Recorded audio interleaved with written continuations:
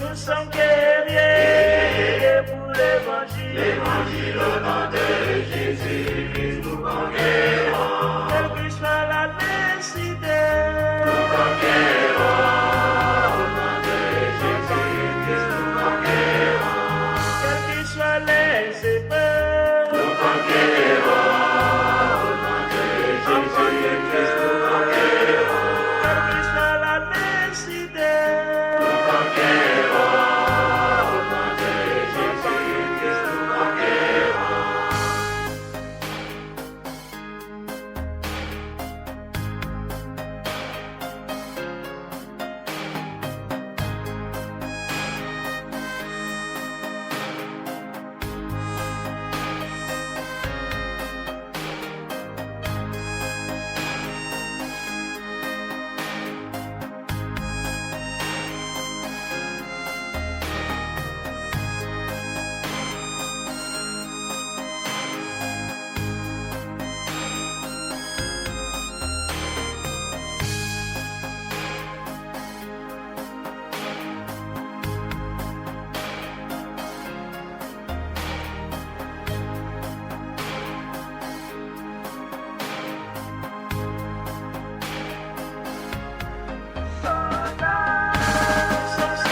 soldats pour l'évangile.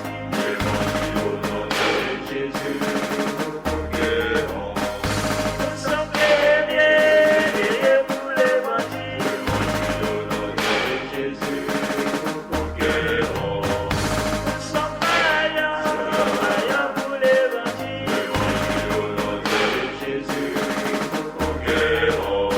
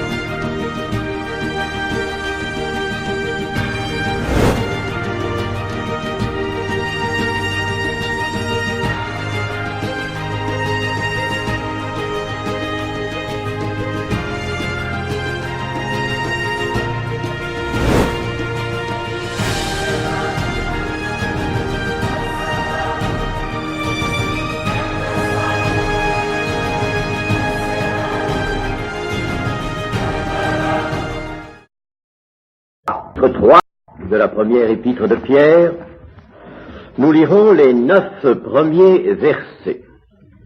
Femmes, soyez de même soumises à vos maris, afin que, si quelques-uns n'obéissent point à la parole, ils soient gagnés sans parole par la conduite de leurs femmes, en voyant votre manière de vivre chaste et réservée.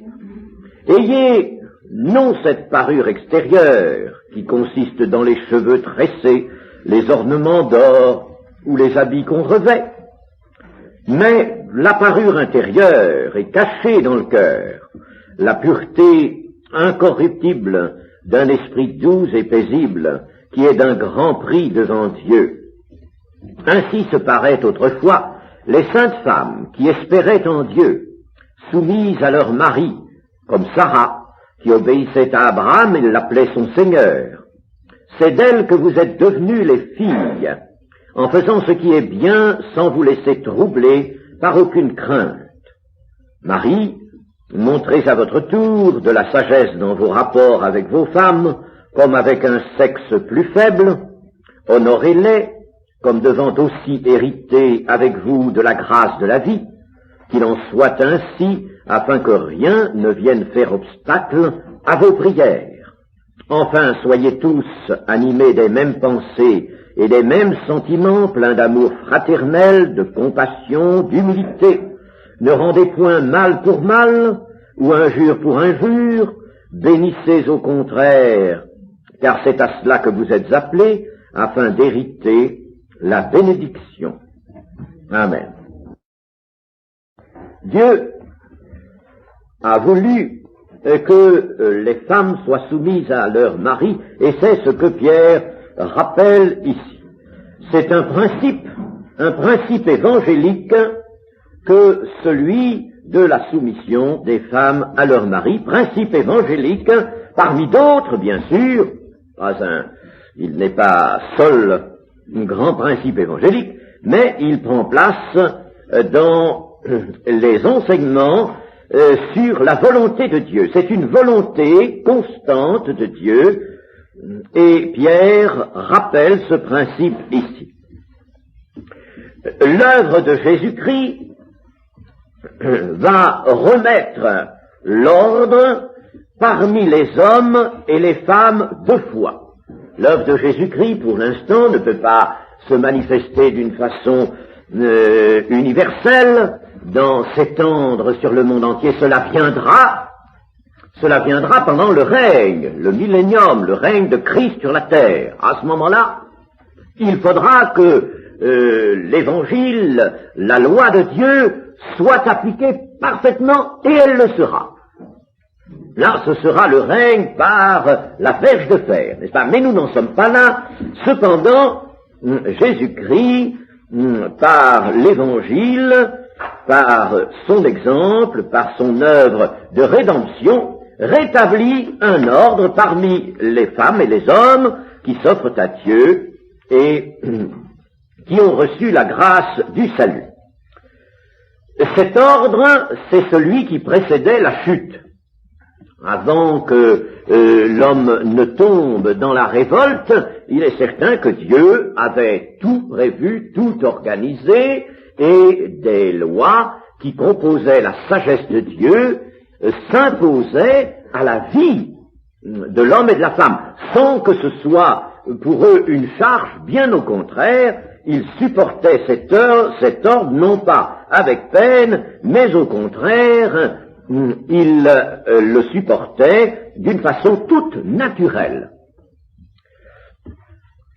La soumission n'implique pas, il faut le redire, une inégalité ou par exemple une infériorité du côté de la femme et une supériorité du côté de l'homme, infériorité de nature, infériorité dans, par exemple, les possibilités intellectuelles, etc., n'est-ce pas, ou tout simplement une infériorité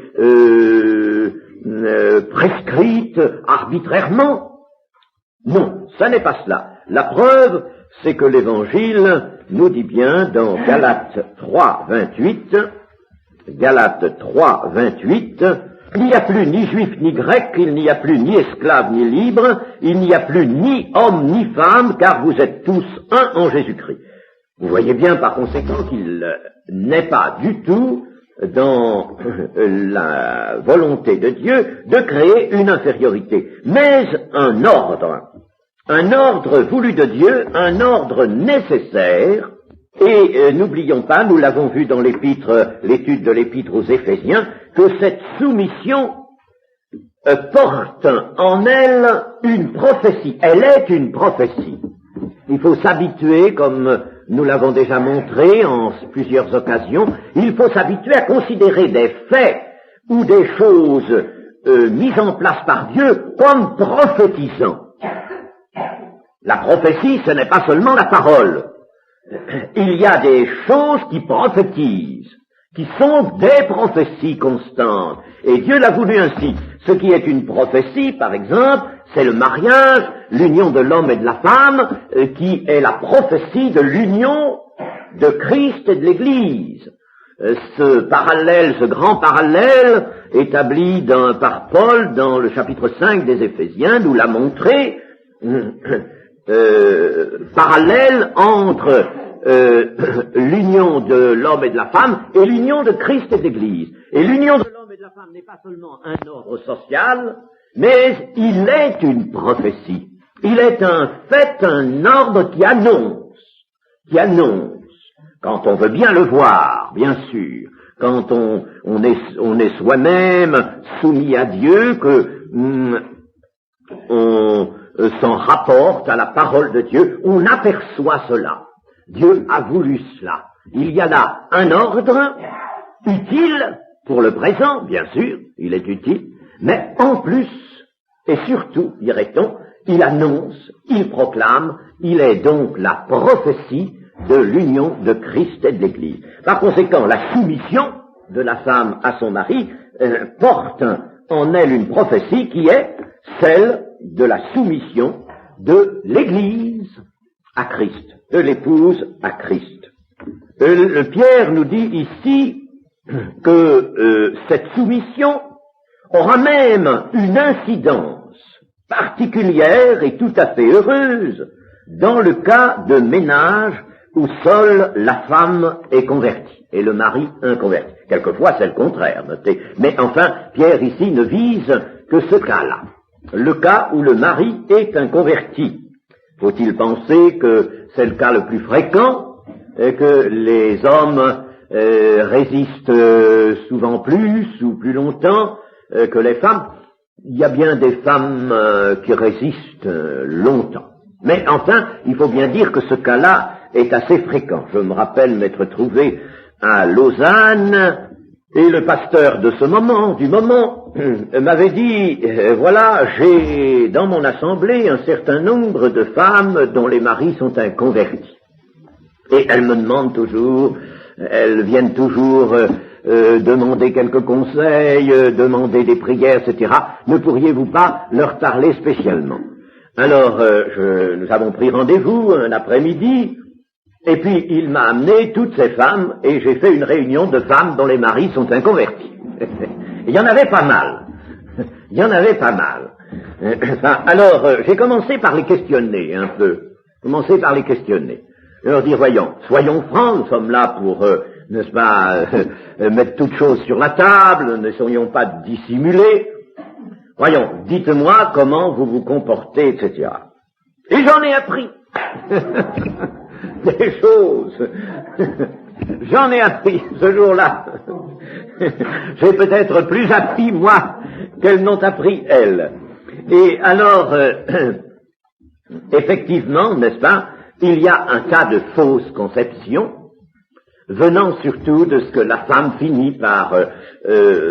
elle va à l'assemblée, évidemment, elle assiste aux réunions. Alors, elle emprunte beaucoup à toutes les réunions, et puis, alors, elle emmagasine cela, et puis, alors, après, elle en fait des traits, n'est-ce pas, que, elle décoche à son mari à la maison. Le pauvre est harcelé. Il arrive, évangile d'un côté, évangile de l'autre. Y a-t-il la casserole de lait qui a débordé sur le feu? Évangile, n'est-ce pas? Alors, il entend l'évangile tout le temps, il est obsédé, absolument obsédé. Et alors, il finit par arriver à deux choses. C'est que d'abord, il considère que sa femme, il juge sa femme, elle n'est plus à ses yeux normale, et il y a quelque chose qui est détraqué en elle, n'est-ce pas? Elle est elle-même, elle a une obsession, elle vit dans une obsession, et puis cette obsession est douloureuse pour lui, le mari, il l'a subie, il en a la tête gonflée, n'est-ce pas? Et tout ça l'indispose. Et puis, alors en outre, n'est-ce pas, le deuxième effet que ça produit, c'est que l'homme se cabre, il se cabre de plus en plus, parce que l'évangile que sa femme lui donne, il ne peut pas le recevoir. Sa femme oublie une chose, c'est qu'il ne peut pas le recevoir, elle a le cœur fermé. Il appartient à Satan. Ça, c'est une chose, n'est-ce pas, que l'on ne sait pas considérer. Et ça, il faut le considérer non seulement dans le cas du mari inconverti, mais dans le cas aussi de n'importe quel inconverti dont nous voulons nous occuper. Ça, il a le cœur fermé et il est prisonnier de Satan. Ça, on l'oublie. Et on voudrait, n'est-ce pas, que l'évangile, immédiatement reçu de nous, n'est-ce pas, obtienne son résultat. Et le Seigneur, pourtant, nous a bien dit que pour voler, pour piller la maison de l'homme fort, et la maison de l'homme fort, c'est Satan, précisément, pour piller sa maison, pour enlever les biens, les vases qui contiennent les trésors, les vases qui sont dans la maison de l'homme fort, c'est-à-dire les âmes qui sont sous l'emprise de Satan, mais il faut lier l'homme fort, d'abord, pour piller sa maison. Parce qu'en somme, l'évangile, c'est ce qu'il fait. Il va piller la maison de l'homme fort. Mais il faut le lier, lui, parce que sans ça, il se défend. Et il défend ses biens. Il ne se laisse pas piller. Alors, n'est-ce pas, c'est une chose à savoir, il ne faut pas harceler les autres, les inconvertis, avec des versets bibliques, avec tout ce qu'on entend ici, et les placer vraiment, n'est-ce pas, sous l'effet d'une sorte d'obsession, n'est-ce pas, ça les durcit, ça les fait se cabrer, et on ne peut pas obtenir de résultats de cette manière. Mieux, on empêche même le bon résultat d'apparaître et de se produire. Alors, l'apôtre ici nous dit, afin que si quelqu'un n'obéisse point à la parole, il soit gagné sans parole. Voyez-vous, hein? L'apôtre dit sans parole. Écoutez, mettez vos paroles de côté, ça ne veut pas dire qu'il ne faut pas parler du Seigneur, parler de l'Évangile, mais vous allez les gagner sans parole. Ce n'est pas par vos paroles, par la répétition constante de tous les versets que vous aurez lus ou que vous aurez entendus dans votre assemblée, ou toutes les choses que vous aurez entendues dans les messages et que vous ramènerez à la maison. Ce n'est pas par cela, par votre prédication, que vous arriverez à un résultat, mais par une autre voie, par la conduite de leurs femmes. La conduite des femmes dans le cadre de la soumission. Quand l'apôtre dit que ce n'est pas par les paroles, il veut dire par les paroles abondantes, les paroles toujours redites, ce n'est pas par là qu'on obtiendra un changement chez les maris inconvertis. Ce sera donc par une conduite dans le cadre de la soumission. Cette conduite se placera dans le bon ordre de Dieu. Conduite qui sera sainte et sage, découlant de l'Évangile, et qui sera un témoignage constant d'une très grande efficacité. Et ça, je vous dis, n'est-ce pas, on peut le faire déborder du cadre familial, du cadre intime du foyer, n'est-ce pas? C'est vrai, partout, quand on vit avec des gens, eh bien, qu'on voudrait, qu'on a à cœur de les amener à la foi et au salut, eh bien, ce qu'il faut, d'abord, c'est leur proposer un témoignage de fait, un témoignage d'une vie sainte, sage, équilibrée. Et il faut surtout un grand équilibre. Nous en avons parlé au cours de cette retraite. Vous savez, le déséquilibre, par exemple, dû même à une exaltation chez des personnes absolument chrétienne, n'est-ce pas? Eh bien, cette exaltation ne peut pas être reçue et comprise des inconvertis. Quand un inconverti voit un certain déséquilibre, un certain dépassement, n'est-ce pas, de ce qui est le comportement sage, paisible, tranquille de quelqu'un, eh bien, immédiatement, n'est-ce pas, il se dit, ça y est. Il y a quelque chose qui ne va pas, n'est-ce pas? Ça y est. Alors, si ils sont amenés à juger la personne qui leur apporte l'évangile, ils sont amenés à la juger comme une personne qui n'est pas très d'aplomb, pas très équilibrée, n'est-ce pas? Eh bien, comment recevront-ils d'elle l'évangile, la sagesse? Ce n'est pas possible. Vous voyez, ce jugement formera obstacle. Par conséquent, attention à l'exaltation l'exaltation et puis aux excès, tout ce qui est excessif, ça n'a jamais fait de bon travail. Mais, au contraire, une conduite sage. J'ai déjà rappelé cette histoire que j'ai lue dans un récit, le récit de je ne sais plus quel, la vie de je ne sais plus quel évangéliste, mais enfin elle est bonne à donner comme exemple, qui avait été reçu dans une certaine circonstance, dans une famille où seule une personne était convertie, une seule personne, la femme sans doute.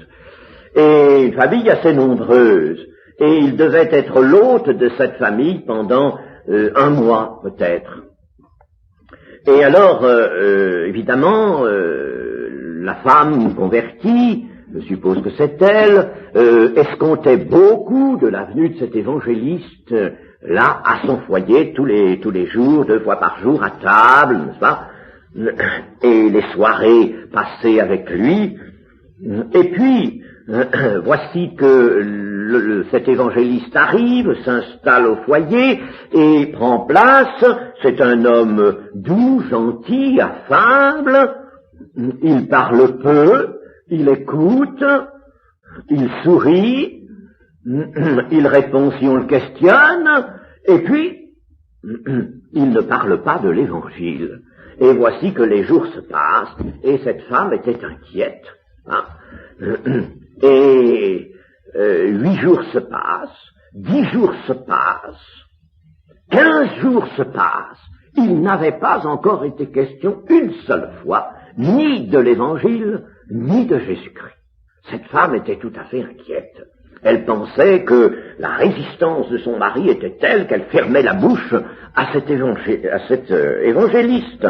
Et puis, après une quinzaine de jours environ, un petit fait survient, bien entendu, cet évangéliste priait, et il avait dit aussi à cette femme de continuer à prier, de prier.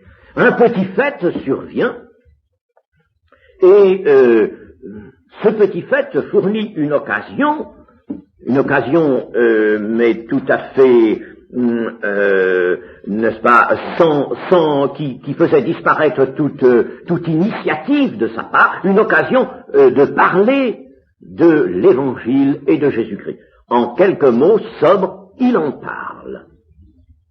Et voici que une conversation entreprise par le père et ses fils, ceux qui étaient inconvertis dans la famille, une conversation s'amorce, un intérêt particulier se manifeste, 2 ou 3 jours après, plusieurs de ces gens-là se convertissaient.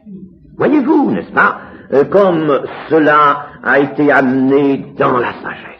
Attendre le moment, l'heure de Dieu, mais avant tout, manifester un témoignage.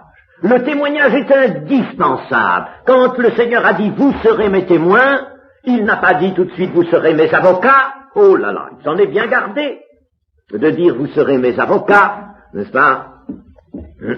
Il a dit « vous serez mes témoins ». Vous serez mes témoins. Et pour être les témoins, il ne faut pas être seulement un porte-parole, et surtout pas un mauvais porte-parole. Il faut être avant tout celui qui vit comme le Seigneur, à l'exemple du Seigneur. Et c'est ça le témoignage, la conduite sainte et sage. Vous savez, l'évangile n'est pas ce qu'on doit imposer aux autres. Il ne faut pas imposer l'évangile. Il ne faut pas imposer le salut. Il faut qu'il y ait un besoin du salut, une envie du salut chez les âmes. Et c'est ça qu'il faut provoquer. Il faut arriver à faire lever la foi chez les autres, n'est-ce pas, éveiller la foi et amener dans le cœur des autres la foi à s'exercer. Mais nous avons été faussés, et puis tout est faussé. Je vous dirais que le témoignage, l'évangélisation, dans sa conception moderne aujourd'hui, est entièrement faussé. entièrement faussé. Ce qu'on nous dit, c'est parler, répandre des traités, allez, des traités, parlez, dites, des versets, apprenez-les par cœur, déversez ça, puis une fois que vous avez fait ça, c'est fini. Ah non, pas du tout. L'évangile n'est pas quelque chose qu'il faut faire entrer dans la tête. C'est pas dans la tête, c'est dans le cœur. Et l'évangile n'est pas quelque chose qu'on peut faire entrer dans le cœur par force, il faut que le cœur s'ouvre et le désire. Et pour ça, il faut faire cesser, comme je le disais tout à l'heure, n'est-ce pas, l'emprise de Satan, qui est là, vous savez, qui retient les âmes fortement, même des personnes qui se conduisent bien en général, n'est-ce pas, Satan les tient, la preuve, c'est que quand on a parlé quelquefois d'évangile, on a senti un intérêt apparaître dans l'interlocuteur, on a senti un certain intérêt. Puis, on s'est dit, je crois qu'il est intéressé, je crois qu'il va venir, etc. Et puis, le lendemain, ou après, on apprend au contraire qu'il s'est cabré, il s'est même plutôt révolté, ou il est retourné plus que jamais au catholicisme qu'il avait délaissé un peu, n'est-ce pas? Voyez, c'est l'œuvre de Satan. Satan, n'est-ce pas, est venu immédiatement enlever cette semence que vous aviez apportée. Mais vous aviez commis l'erreur de ne pas labourer la terre. Vous n'aviez pas labouré la terre, la semence n'a pas trouvé son terrain préparé. Il faut donc que le terrain soit préparé. Et il est préparé par le témoignage d'une vie. Ça, ce que le monde ne connaît pas, c'est Jésus-Christ vivant à ses yeux. Et Jésus-Christ vivant à ses yeux, c'est Jésus-Christ dans la personne de ses témoins. Vous serez mes témoins, vous serez mes alter ego d'autres moi-même. Celui qui vous reçoit, me reçoit. Qu'est-ce que ça veut dire, ça? Celui qui vous reçoit, me reçoit. Je suis en vous, je vis en vous. C'est plus vous qui vivez, c'est moi qui vis. S'il s'agit d'un vrai témoin, n'est-ce pas? Et si par conséquent ce témoin, peu importe qu'il ait une barbe comme notre ami ou qu'il n'en ait pas, ça n'a pas d'importance, n'est-ce pas? Voyez-vous, peu importe qu'il soit un homme, qu'il soit une femme. C'est le Seigneur Jésus-Christ qui est là. S'il y a cette vie consacrée, cette vie sage, cette vie sainte, cette vie qui s'écoule dans la piété, dans la crainte de Dieu, la crainte de Dieu dont nous parle Pierre ici, n'est-ce pas? Eh bien, alors, c'est Jésus-Christ qui est reçu. Et le monde a besoin de lui, mais pas en parole, pas dans nos discours. Le Seigneur Jésus a dû parler, il a fallu qu'il parle. Lui, c'était indispensable, nécessaire à ses contemporains. Mais vous croyez que sa parole les a décidés? Certains, oui, pas tous. Pas tous. La preuve, c'est que Jésus a dû leur dire, si vous ne croyez pas ce que je suis, vous mourrez dans vos péchés. Et beaucoup sont morts dans leurs péchés. Certes, il y en a, après sa mort, après sa résurrection et après son ascension, après la Pentecôte, qui sont venus, des pharisiens, des sacrificateurs, sont venus dans l'Église, sont entrés. Mais il y a eu un grand nombre de gens qui l'ont connu, qui l'ont vu, qui l'ont entendu, et qui ne se sont pas convertis, n'est-ce pas? Jésus le savait bien. Cependant, n'est-ce pas, lui, il apportait le parfait témoignage de sa vie. Qui de vous me convaincra de péché? Qui de vous me convaincra? Il apportait le témoignage. Eh bien, c'est ce que nous avons à apporter si nous sommes ces témoins. Pensez que l'évangile n'est pas fait pour la tête. Aujourd'hui, on en fait une sorte de philosophie. On l'adapte même au goût moderne, au goût, n'est-ce pas, un peu à la mentalité, souvent. On l'adapte un petit peu. Alors, on en fait quelque chose qu'on propose, comme on propose le structuralisme ou n'importe quoi, n'est-ce pas, en philosophie. Aujourd'hui, on propose une philosophie religieuse, on propose quelque chose, n'est-ce pas? On parle, on voudrait faire entrer ça dans la tête, le faire accepter par la tête. C'est l'erreur qui entache aujourd'hui gravement les efforts qui sont faits dans le monde. On ne les voit qu'à travers, en somme, disons, une sorte de publicité. C'est pas vrai? Une sorte de publicité. C'est une publicité qu'on voit, et ce n'est pas ça. ce n'est pas ça. Vous serez mes témoins. Le Saint-Esprit est donné pour que ceux qui le reçoivent soient les témoins, c'est-à-dire qu'ils aient en eux une source jaillissante, qu'ils aient en eux la force de vivre comme le Maître, et que, vivant comme le Maître, ils soient reçus comme lui est reçu, ils soient écoutés comme lui.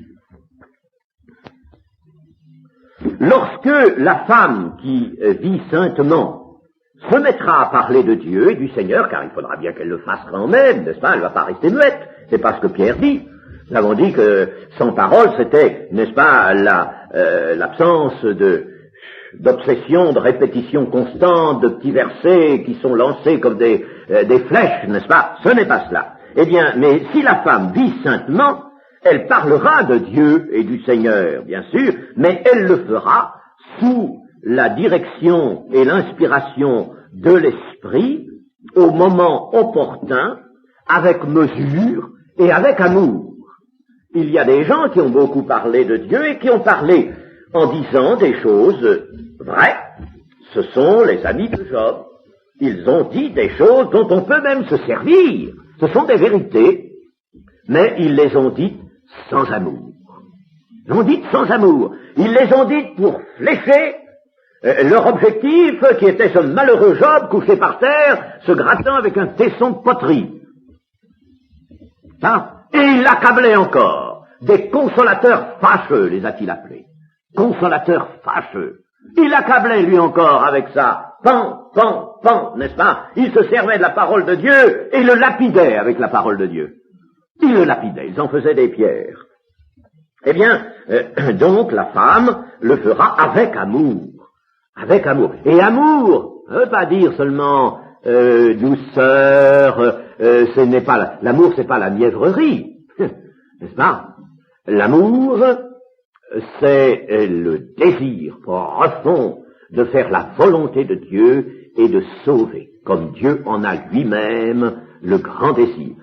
C'est exercer la vraie miséricorde, celle que Dieu peut nous prêter. Il nous prête sa miséricorde. Nous n'en avons pas. L'homme n'en a pas. L'homme n'a pas de véritable amour. Il le reçoit. Le Saint-Esprit le verse en lui. Alors elle parlera avec mesure et amour, mais sa conduite aura prédisposé l'âme de son mari à recevoir au moment opportun la bonne parole de l'Évangile qui viendra tout naturellement s'insérer dans des circonstances où elle sera bien placée. Et là, au lieu d'être cabré, son mari sera touché. Une manière de vivre chaste et réservée. Littéralement, ce n'est pas chaste, le mot chaste qui convient, c'est pur et dans la crainte, ou pur et réservé, mais plutôt, disons, laissons le texte original parler, c'est dans la crainte. Et la crainte, c'est la crainte de Dieu. Donc, si la crainte de Dieu est à la clé, la crainte de Dieu qui comporte non seulement le respect, mais, n'est-ce pas, une vie exempte de tout ce qui déplaît à Dieu. Une vie de piété, une vie exempte de tout ce qui déplaît à Dieu, eh bien, si cette crainte de Dieu est la clé du comportement de la femme chrétienne, cette conduite sera sainte. C'est alors qu'elle sera une conduite, une vie sanctifiée. Elle aura une vie sanctifiée. On ne peut sanctifier sa vie que en marchant dans la crainte de Dieu, crainte filiale. Et ses intentions seront pures. Pures. Les intentions seront pures. Et par exemple, elle n'aura pas dans l'idée de convertir son mari, d'abord pour l'aligner avec elle. Hein? Je suis converti, je suis chrétienne évangélique, je vais à la salle, il faut que mon mari fasse comme moi. N'est-ce pas? Bon, ça, c'est une pensée qui n'est pas pure. Puis ensuite, il pourrait y avoir une autre pensée impure, ce serait de vouloir convertir son mari pour avoir la paix à la maison.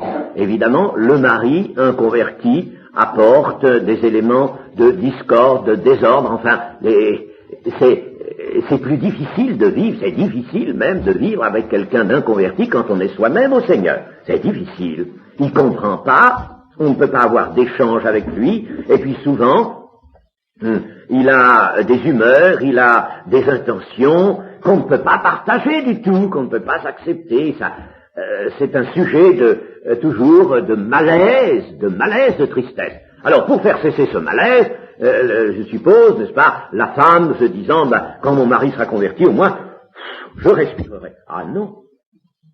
Il faut qu'elle veuille convertir son mari pour sauver une âme.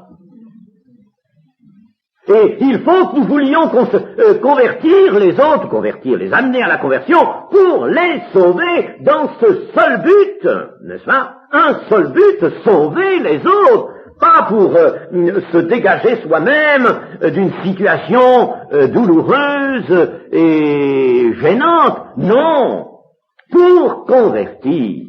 Un seul but, convertir les autres, amener les autres à la connaissance de Jésus-Christ pour qu'ils soient eux aussi sauvés, éprouvés pour eux, n'est-ce pas, de l'affliction, de la tristesse, parce que s'ils mouraient dans cet état, ils seraient condamnés, ils iraient dans cette mort dont nous parle l'Écriture et qui est un séjour redoutable, n'est-ce pas? Voilà ce qui doit animer une femme qui en voudrait convertir son mari et, en étendant les choses, toute personne qui veut en convertir une autre.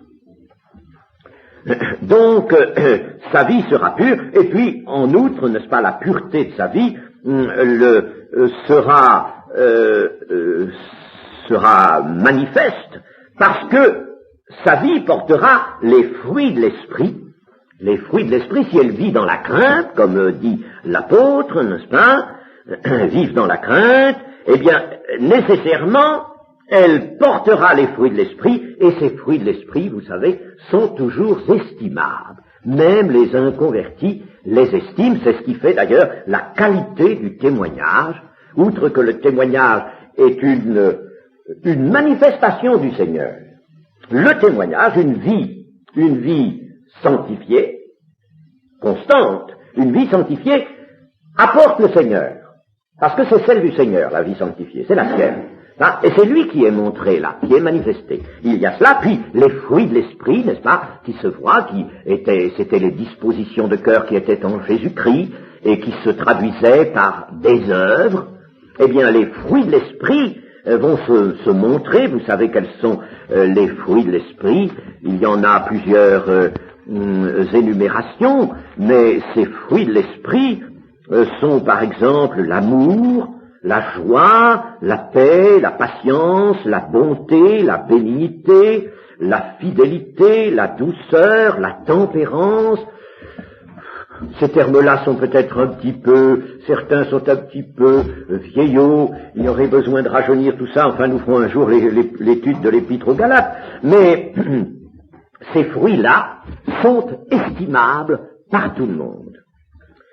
Et puis, l'apôtre nous dit des femmes, dit aux femmes soumises à leur mari, et surtout à celles qui ont des maris inconvertis, de ne pas rechercher la parure extérieure, ne pas rechercher une parure extérieure qui consiste dans les cheveux tressés, les ornements d'or ou les habits qu'on revêt. L'apôtre simplement veut stigmatiser cette parure extérieure, n'est-ce pas, par trois choses, la coiffure, les ornements, bagues, colliers ou tout ce qu'on peut mettre, et puis les habits, les beaux habits, évidemment, que l'on revêt. Mais par contre, une parure intérieure est cachée dans le cœur. Si une femme a toujours pour idée, pour penser, de parer l'extérieur, eh bien, n'est-ce pas qu'elle va reporter sur sa personne physique des soins et des préoccupations dont elle va priver son âme. Première chose, elle va priver son âme des soins qu'elle donne à son corps. Regardez une femme coquette, et il y en a encore dans les rangs évangéliques, il y en a même peut-être qui redeviennent coquettes. Ah ça alors, c'est bien quelque chose qui montre un retour en arrière, hein? Une rétrogradation.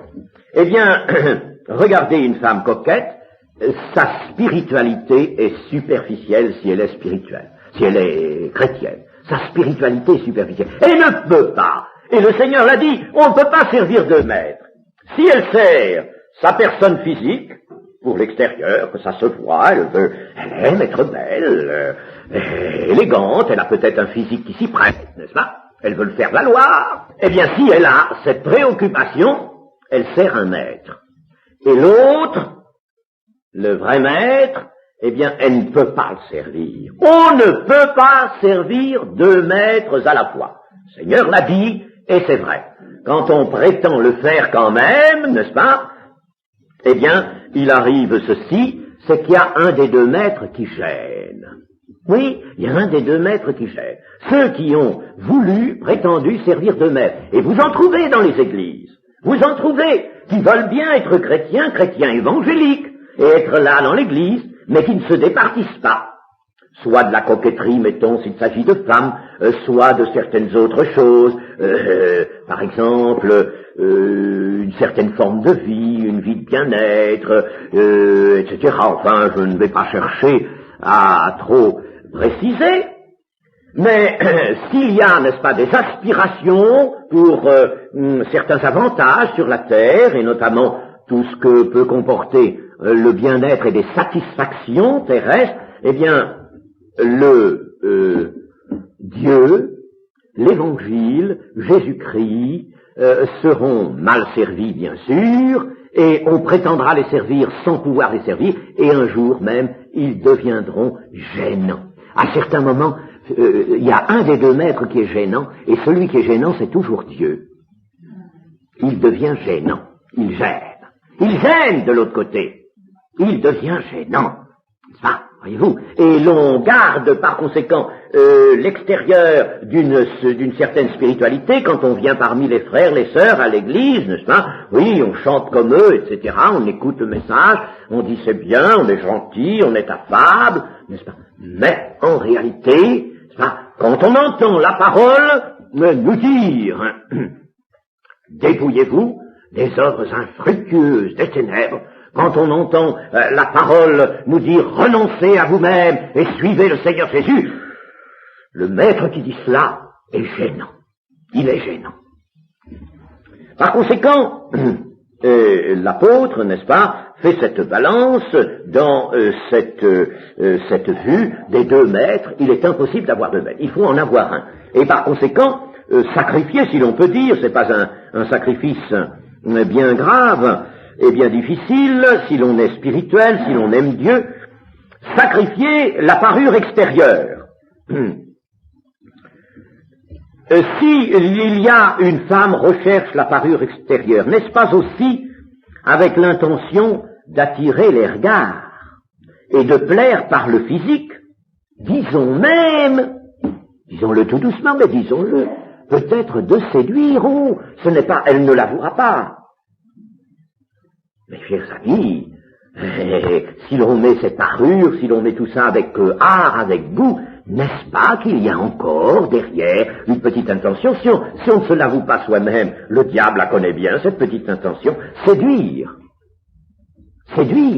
n'est-ce pas? Et c'est comme ça qu'il arrive tant de catastrophes de ménage à ménage. C'est parce que les femmes deviennent séductrices.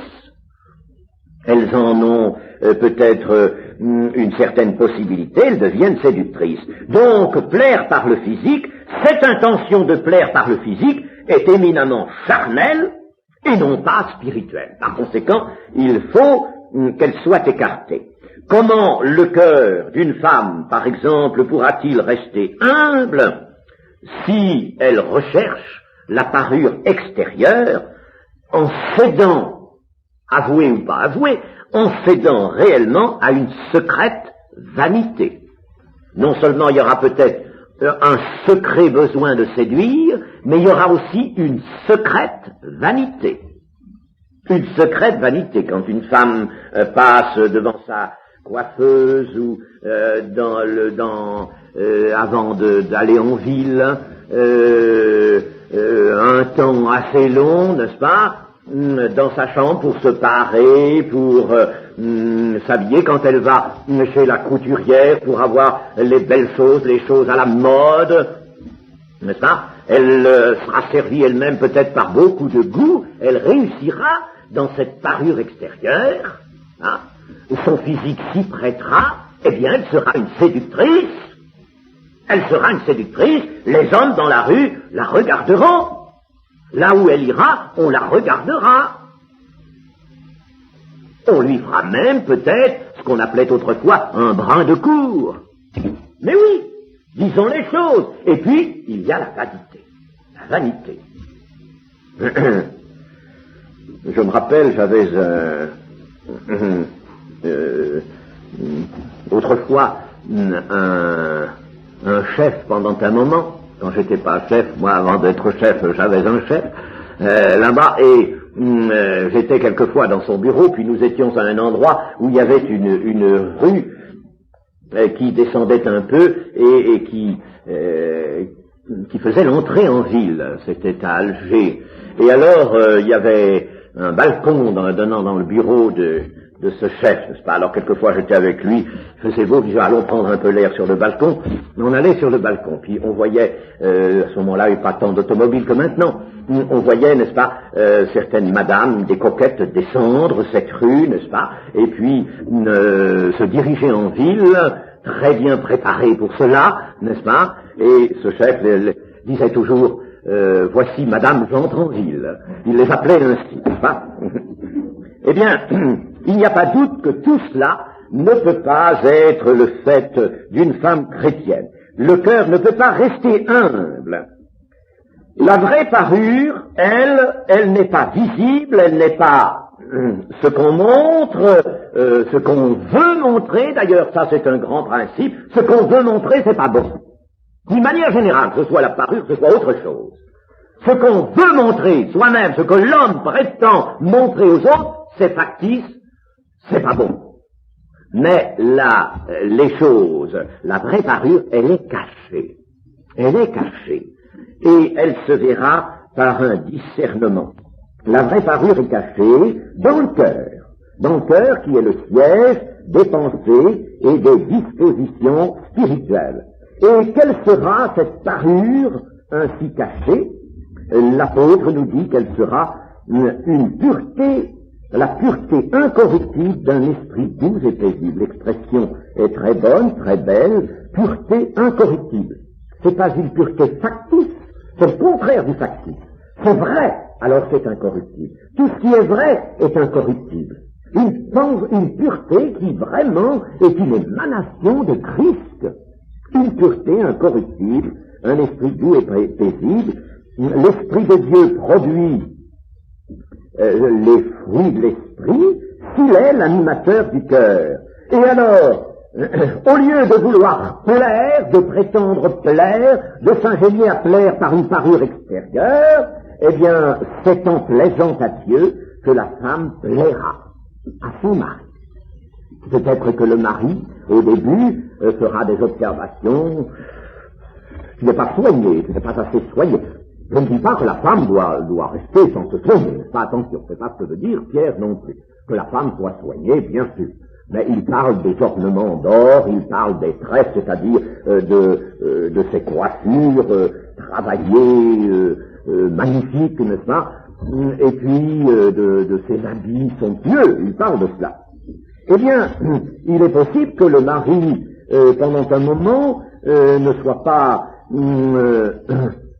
toujours très satisfait de la simplicité de mise de sa femme, mais lorsque celle-ci persistera à plaire à Dieu, elle plaira à son mari et le gagnera ainsi. Et alors l'exemple est donné des saintes femmes, et particulièrement de Sarah, qui était la femme d'Abraham, et qui appelait Abraham, son mari, elle l'appelait son Seigneur.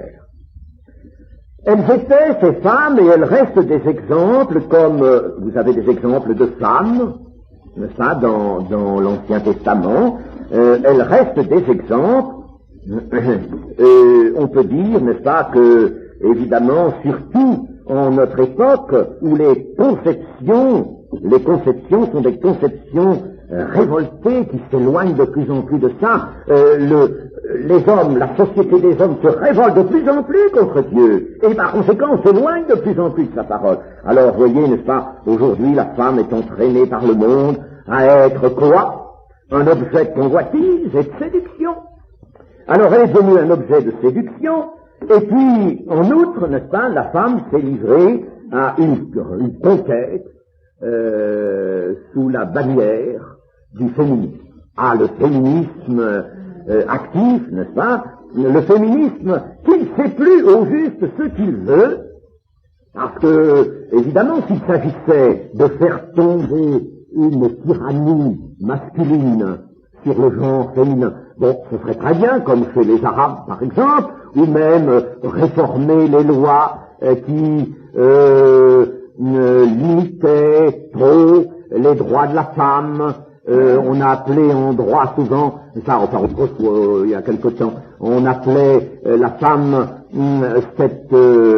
cette éternelle incapable, n'est-ce pas? En droit, elle était incapable. Alors, que l'on réforme tout cela et qu'on lui donne juridiquement des capacités qui soient à l'égal de celles de l'homme, on n'y voit pas d'inconvénient, pourvu que tout de même vous gardiez dans l'union, pour le mariage, des dispositions qui se tiennent.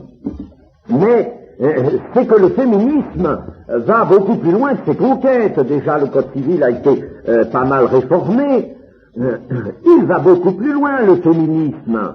Et il ne sait plus au juste ce qu'il veut. Il y a le féminisme pour le féminisme, et il y a un tas de femmes qui se rassemblent pour le grand combat, je ne sais pas où elles veulent. J'ai lu dans un journal que même, n'est-ce pas, elles commençaient à sentir la maternité comme un joug qui leur était imposé à elles, et non pas au genre masculin, et que, par conséquent, ça pouvait être là aussi un sujet de révolte. Mais je ne sais pas comment elles font, alors, pour le faire partager aux hommes. C'est quelque chose d'aberrant, n'est-ce pas? On peut dire que le féminisme est lancé maintenant dans une voie qui est évidemment animée par Satan. Et là, l'apôtre dit aux femmes, sans vous laisser troubler par aucune crainte, en faisant le bien, une femme montre sa filiation spirituelle, elle montre qu'elle est disciple de Christ et qu'elle, par conséquent, continue la lignée de ces femmes saintes d'autrefois. Une femme qui vit saintement n'a rien à redouter, c'est ce que veut dire l'apôtre, ni de son mari. Souvent des femmes, n'est-ce pas, qui ont toutes sortes de craintes, mais si elles vivent saintement, et même si le mari converti à des humeurs un peu fracassantes quelquefois, n'est-ce pas, eh bien, elles n'ont rien à redouter de lui, ni du mari, ni de l'avenir. L'homme heureux ne redoute pas les mauvaises nouvelles. Est-il écrit dans un psaume, l'homme heureux, vraiment heureux par Dieu, ne redoute jamais les mauvaises nouvelles. Et puis ensuite, c'est le tour des maris, il y a un verset pour eux. Les maris sont invités à montrer à leur tour de la sagesse dans leur rapport avec leurs épouses, comme avec un sexe plus faible. Ici, sexe plus faible ne veut pas dire inférieur, mais il veut dire comme avec un sexe qui physiquement ne peut pas d'abord présenter les mêmes possibilités.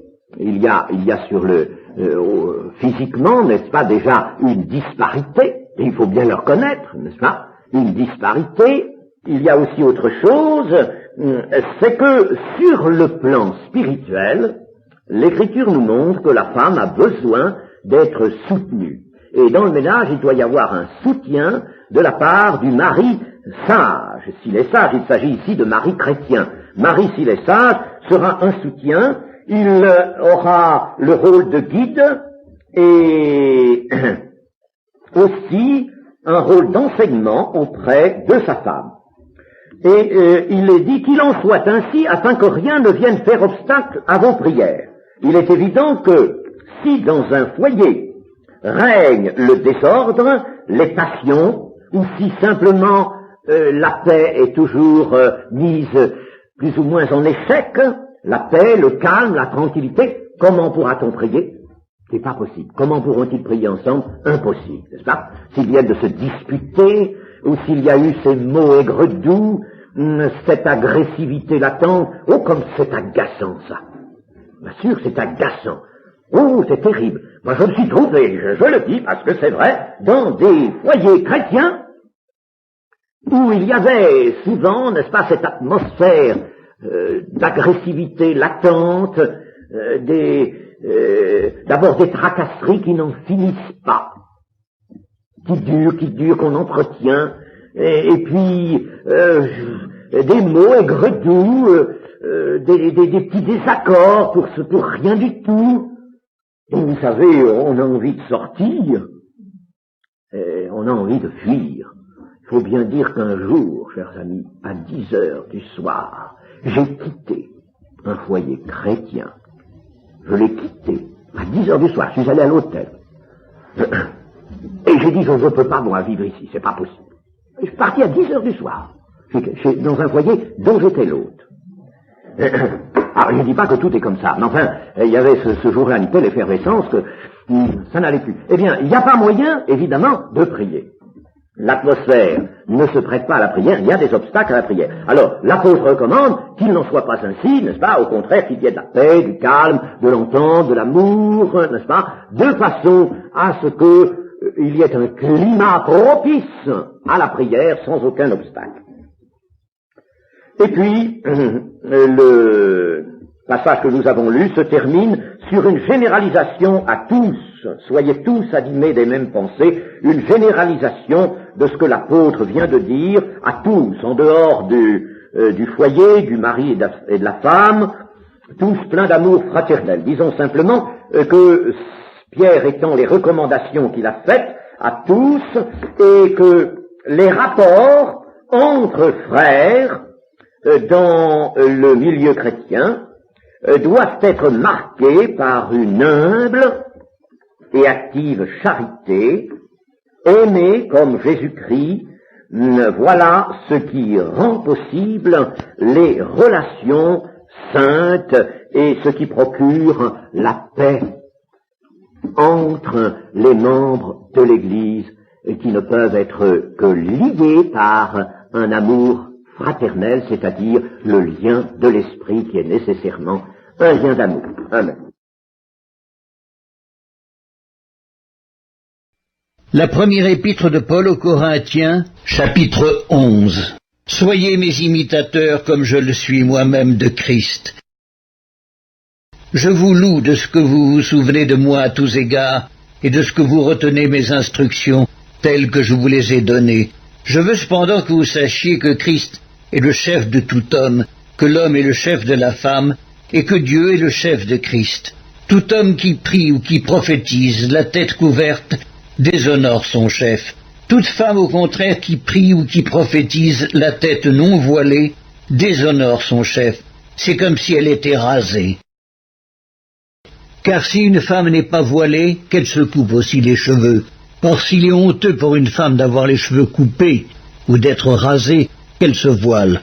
L'homme ne doit pas se couvrir la tête, puisqu'il est l'image et la gloire de Dieu, tandis que la femme est la gloire de l'homme. En effet, l'homme n'a pas été tiré de la femme, mais la femme a été tirée de l'homme. Et l'homme n'a pas été créé à cause de la femme, mais la femme a été créée à cause de l'homme. C'est pourquoi la femme, à cause des anges, doit avoir sur la tête une marque de l'autorité dont elle dépend.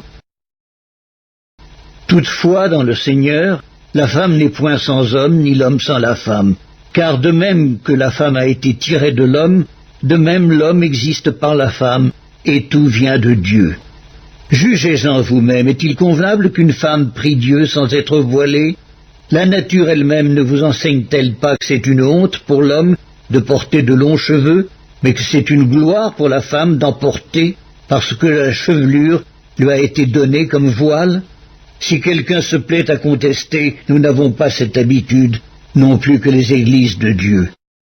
On a parlé hier soir, par exemple, de ce que ordonne l'apôtre Paul, enfin l'apôtre Paul, c'est pas lui, le Saint-Esprit par son moyen, dans 1 Corinthiens 11, que les femmes pour la prière aient la tête couverte. Eh bien oui, bien sûr. Oh, maintenant on entend des discussions. Sachez que lorsque nous cédons à de telles invitations, nous atteignons ce qu'il y a de plus sacré, de plus grand, de plus sublime dans l'amour de Dieu, offrant son Fils, rejetant son Fils pour nous. Alors, chers amis, c'est un scandale ça. Où va l'Église avec ça? Où va-t-elle avec ça? Résistons, mes amis, à tout cela. Et si la parole nous dit que les femmes doivent couvrir la tête, il ne s'agit pas de discuter là-dessus, il ne s'agit pas d'aller chercher toutes sortes de raisons de discussion. C'est dit, c'est dit. C'est tout. Et obéissons justement par la force même de Christ qui a rétabli l'obéissance. Ce n'est pas la loi, ne vous laissez pas égarés par de telles arguties, ce n'est pas un retour à la loi, ce n'est pas du légalisme, mais c'est à cause de Christ qui lui a rétabli dans l'humanité l'obéissance parfaite, et c'est par cette obéissance qu'il a vaincu la mort éternelle et la puissance du séjour des morts. Alors, par lui, à cause de lui, par amour pour lui, obéissons tout simplement, obéissons avec joie, et ne discutons pas. Est-ce que ceux qui discutent, que ceux qui mettent en cause, qui veulent remettre en cause la légitimité de certaines choses de l'Écriture, qu'ils sachent qu'ils atteignent Christ lui-même, à travers l'Écriture, car l'Écriture c'est lui la parole de Dieu. Chers amis, il faut enfin tout de même qu'on se redresse contre ce mal terrible, contre ce vent épouvantable qui souffle maintenant sur l'Église. Mais où cela va-t-il? Nous offensons Dieu dans ce qu'il y a de plus saint, de plus grave, de plus magnifique dans son amour. Nous offensons Dieu. Si nous touchons à quoi que ce soit de l'Écriture, elle est inspirée. Il ne s'agit pas de la discuter, il ne s'agit pas de la regarder comme le font ces hommes prétendus scientifiques que sont la plupart des théologiens.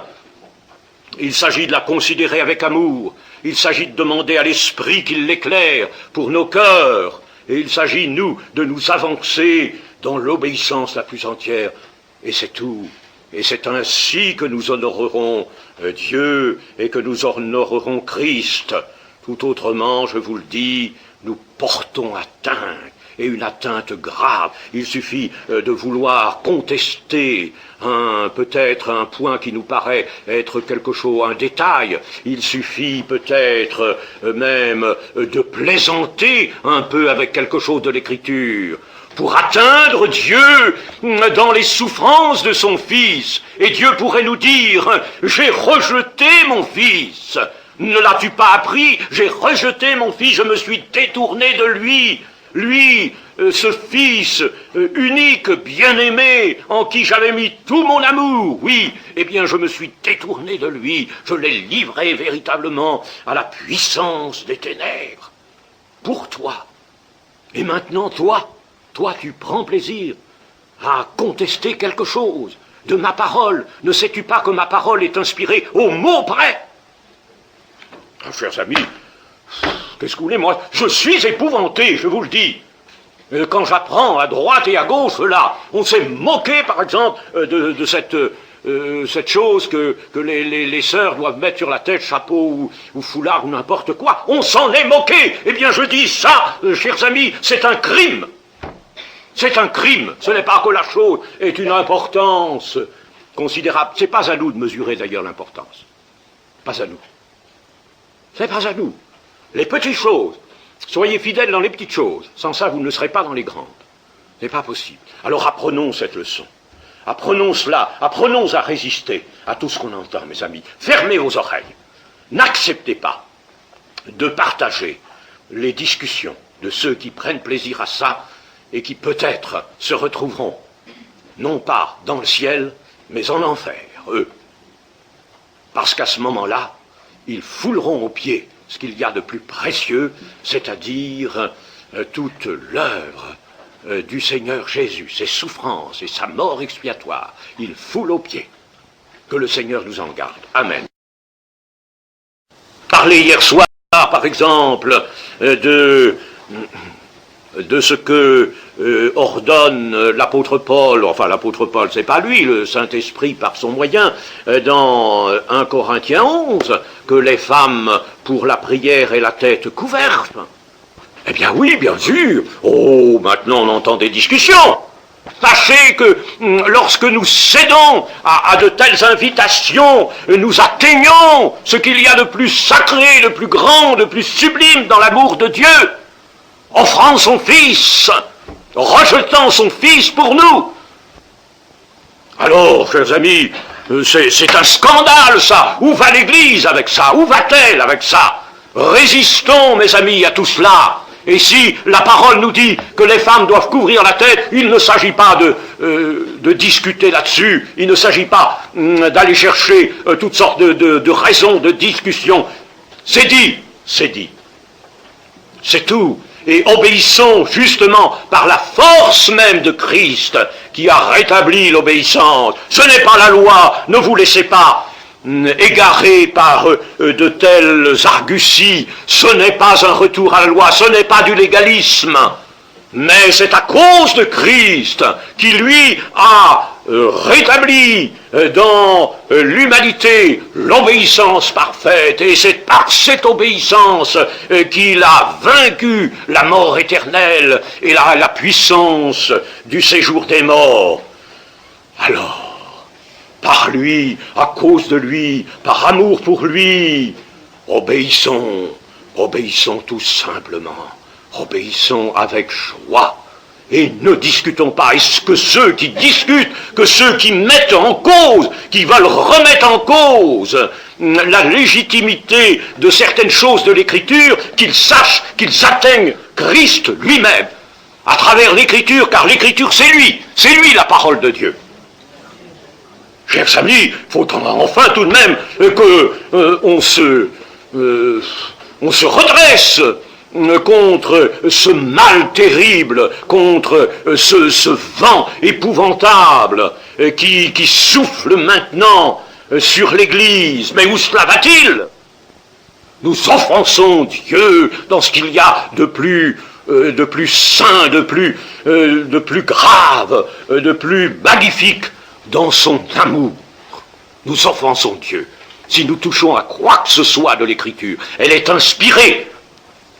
Il ne s'agit pas de la discuter, il ne s'agit pas de la regarder comme le font ces hommes prétendus scientifiques que sont la plupart des théologiens. Il s'agit de la considérer avec amour, il s'agit de demander à l'Esprit qu'il l'éclaire pour nos cœurs, et il s'agit, nous, de nous avancer dans l'obéissance la plus entière, et c'est tout.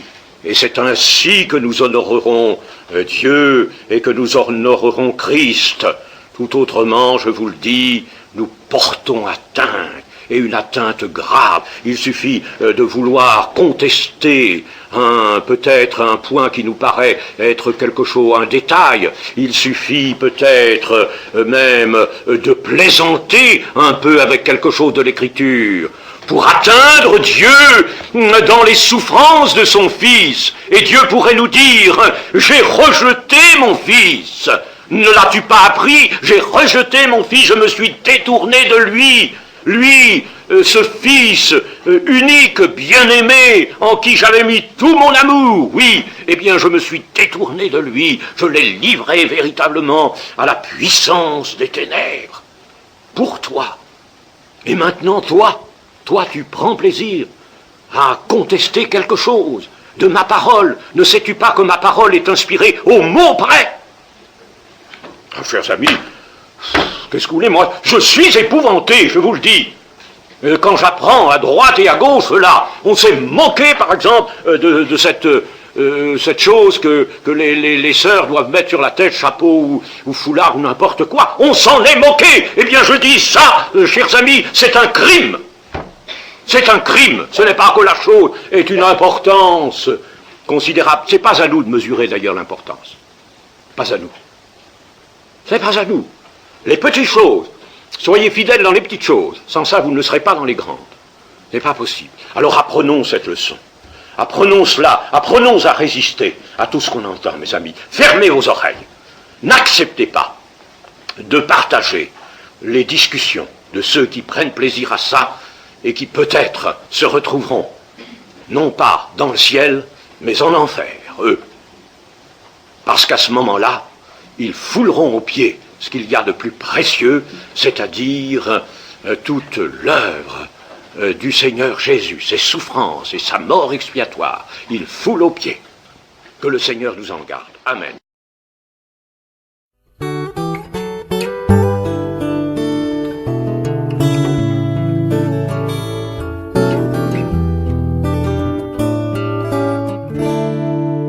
Je chante la croix car c'est la puissance, puissance de Dieu pour moi qui ai cru. Chose impossible, mais Dieu l'a fait. Il a condamné le péché dans la chair. Je chante la croix car c'est la puissance, puissance de Dieu pour moi qui ai cru. Chose impossible, mais Dieu l'a fait. Il a condamné le péché dans la chair. Chose impossible pour tout humain. Par Adam j'étais esclave du péché. Il a fait et m'a libéré. Lui seul a pu m'affranchir du péché. Chose impossible pour tout humain. Par Adam j'étais esclave du péché. Il a fait et m'a libéré. Lui seul a pu m'affranchir du péché. Alléluia.